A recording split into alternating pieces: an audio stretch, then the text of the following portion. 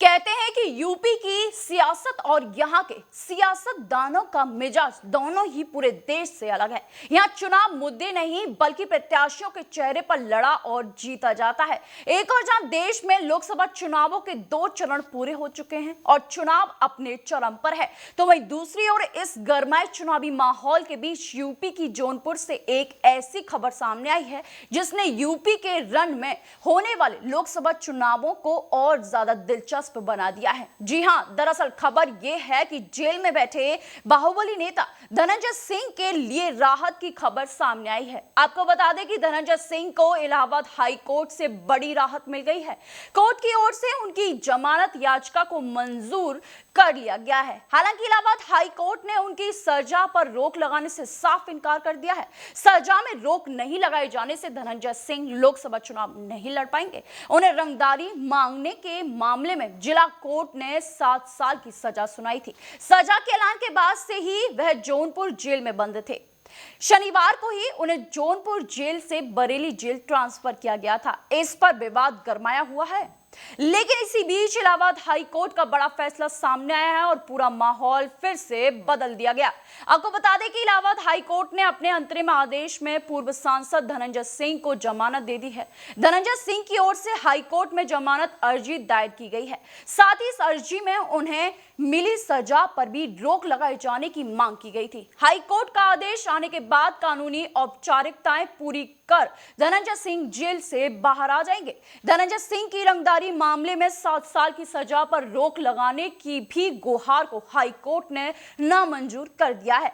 High court ने इस मामले में बड़ा आदेश देते हुए सजा पर रोक लगाने से इनकार कर दिया। 7 साल की सजा होने के कारण धनंजय सिंह लोकसभा चुनाव 2024 नहीं लड़ पाएंगे।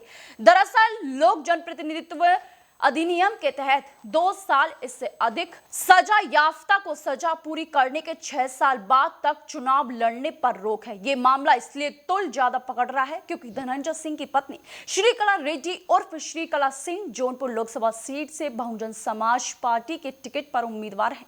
जौनपुर लोकसभा सीट पर उनके आने से चुनावी माहौल खासा गरमाया हुआ है। 2019 के लोकसभा चुनाव में जौनपुर सीट बहुजन समाज पार्टी के पाले में गई थी। सपा बसपा गठबंधन के तहत चुनावी मैदान में उतरे बसपा उम्मीदवार श्याम सिंह यादव ने इस सीट से जीत हासिल की थी। बसपा के टिकट पर जीत दर्ज करने वाले श्याम सिंह यादव की लोकसभा चुनाव से पहले कांग्रेस से नजदीकी देखी गई थी, लेकिन इसका फायदा उन्हें नहीं मिला।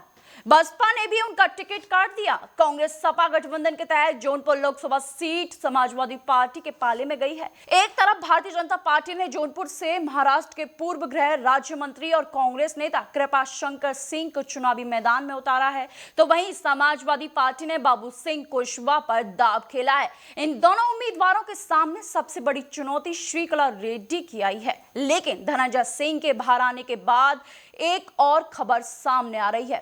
दरअसल अब खबर यह है कि समाजवादी पार्टी इस सीट से अपने उम्मीदवार बाबू सिंह कुशवाहा को बदलने के बारे में सोच रही है और जल्द ही इस पर फैसला हो सकता है। तो ये देखना भी वाकई दिलचस्प होगा कि आखिर अब सपा किस चेहरों को इस सीट पर उतारेगी, क्योंकि धनंजय सिंह के जेल से बाहर आने के बाद माहौल और भी गरमाया हुआ है।